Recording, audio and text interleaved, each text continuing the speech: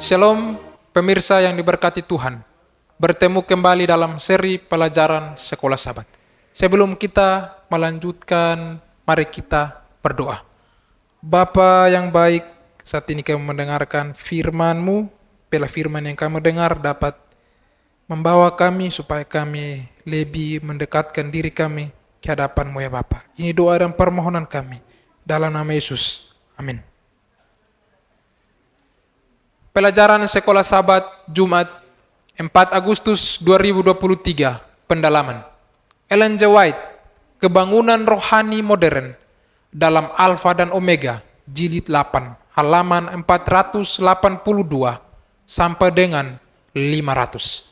Bagaimanakah kita dapat menyelaraskan kondisi rohani kita yang kerdil dengan pengajian teks kita? Efesus 3 ayat 14 sampai 19, yang menggambarkan kepenuhan pengetahuan yang merupakan hak istimewa kita untuk memilikinya.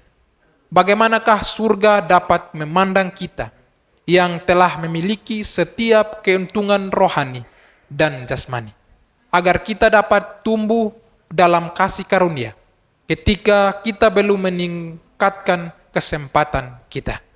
Rasul tidak menulis kata-kata ini untuk membuat kita menderita, untuk menipu kita, atau untuk meningkatkan harapan kita hanya untuk membuat mereka kecewa dengan pengalaman kita. Dia menulis kata-kata ini untuk memperlihatkan kepada kita apa yang boleh dan harus kita lakukan bila kita mau menjadi ahli waris kerajaan Allah. Bagaimanakah kita bisa menjadi pekerja-pekerja yang bekerja bersama dengan Tuhan? Jika kita memiliki pengalaman yang kerdil, kita memiliki pengetahuan tentang hak istimewa orang Kristen, dan harus mencari pemahaman rohani yang mendalam mengenai hal-hal tentang Allah yang Tuhan ingatkan kita miliki. Apakah kita benar-benar mempercayai Alkitab?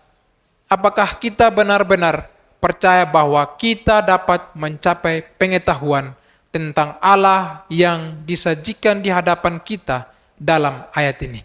Apakah kita percaya setiap firman yang keluar dari mulut Allah?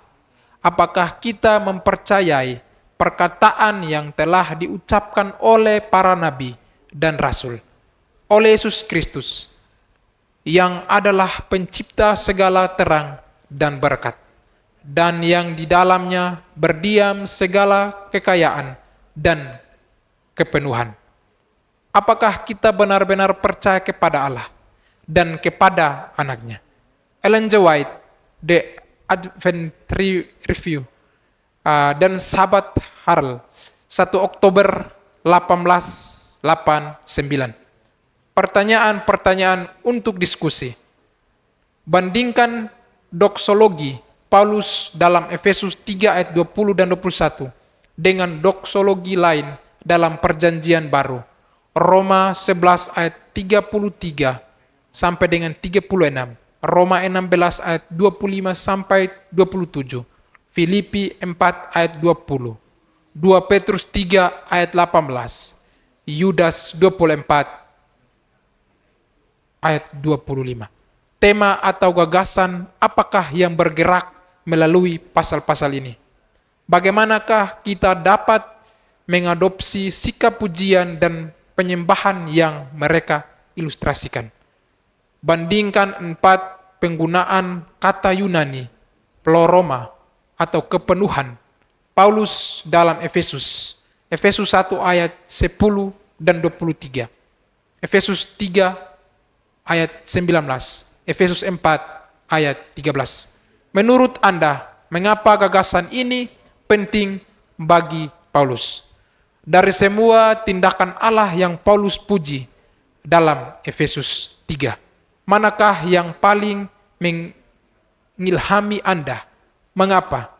Paulus mengakhiri paruh pertama surat Efesus sama seperti ia memulainya. Efesus 1 ayat 3 sampai 21. Menggunakan bahasa doa dan pujian.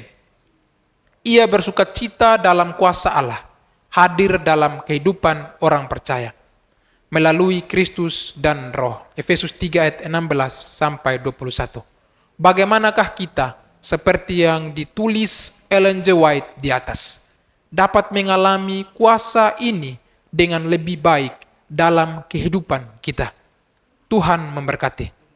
Mari kita berdoa. Bapa yang sangat baik, Bapa yang mencintai kehidupan kami, di mana kami sudah mendengarkan firman-Mu. Biarlah firman ini dapat membawa kami, supaya kami bertekun dalam kebenaran ini. Ini doa dan permohonan kami, dan kami berdoa. Amin.